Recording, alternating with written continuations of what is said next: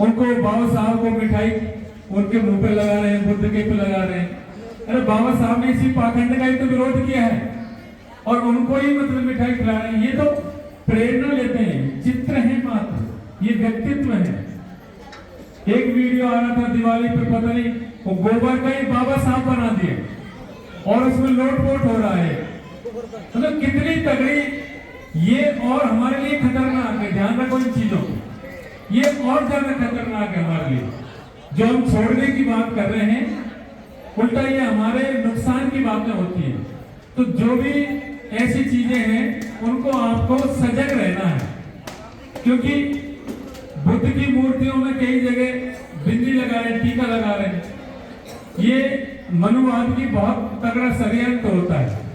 जो ताइवान से किताब आती है फ्री आती है, क्योंकि जो ताइवान है वहां से बहुत कम की किताबें फ्री आती हैं। मैंने मंगाई 2006 से मैंने मंगाई, लेकिन मैंने एक किताब मैंने पढ़ के देखी, उसमें से एनलाइट ऑफ एशिया, एशिया का प्रकाश। तो उसमें आप ताज्जुब मानोगे, ये लिखा था, हम सरोजिनी नगर दिल्ली में भंते जी के संग बैठे थे एशिया डिस्कशन में।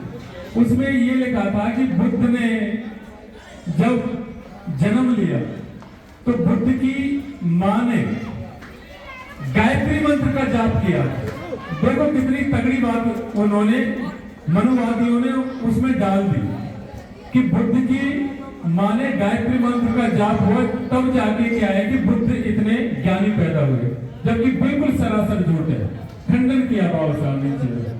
इसलिए ऐसे षड्यंत्रों से भी आप सावधान रहें। सीधा सहज सरल आपको मानना है बस।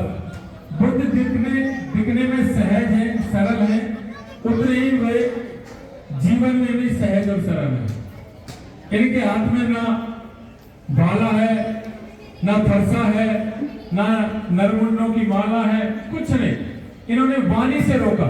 दुनिया में आज बुद्ध का नाम है तो वाणी, इनका जहां जहां संदेश पहुंचे। आज दुनिया, जब भारत के प्रधानमंत्री विदेश में जाते हैं तो क्या कहते हैं कि मैं बुद्ध की धरती से आया हूं। किसकी धरती से आया हूं? मैं बुद्ध की धरती से आया हूं। तो बुद्ध का नाम है, वहां जाकर ये नहीं कहते कि मैं नाम किसी की धरती से आया हूं, बुद्ध की धरती। तो दुनिया में नाम किसका है? बुद्ध का। और दुनिया को बुद्ध चाहिए, युद्ध नहीं चाहिए, जो आज के हालात है। वहां ये संदेश देते हैं, यहाँ के वही उनकी करामातें वो शुरू हो जाती है। तो आपको इन चीजों को समझना पड़ेगा। बुद्ध ने अंगुली माल जैसे डकैत को संयम जो वाणी है उसी से कंट्रोल कर लिया। उन्होंने ना किसी के ऊपर भाला चलाया, ना फरसा चलाया, ना जो अपनी तलवार चलाई, ना कटारी चलाई, कभी कुछ नहीं। उनकी वाणी इतनी मधुर थी, सम्यक वाणी होती थी, और उसी से व्यक्ति इतना प्रभावित हुआ कि दुनिया में हर जगह बुद्धि पैदा हो गई। बुद्ध के संदेश दुनिया में आज सुनाई देते हैं।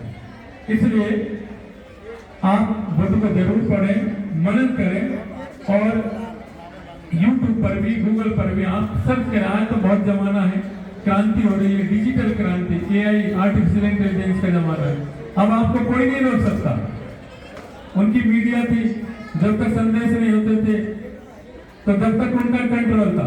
आज AI में एक चीज वायरल हो गई तो वायरल ही होगी, वो कोई नहीं रोक सकता उसको। आज टेक्नोलॉजी का जमाना है, क्योंकि आज उनका कंट्रोल नहीं है।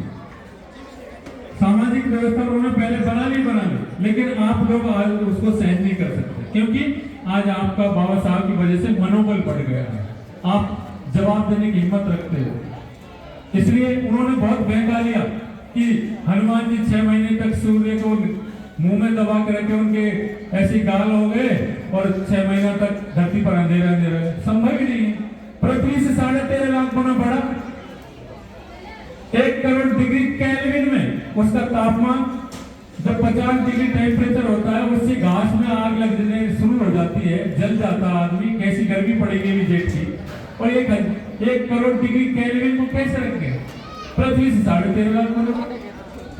उन्होंने कहा कि पृथ्वी नाक के फटफटी की पर्वत पलट के ये नहीं पूछा, वो नाक कांटे का ये तो बताता हूँ। इसलिए इन चीजों का आपको तर्क लगाना है।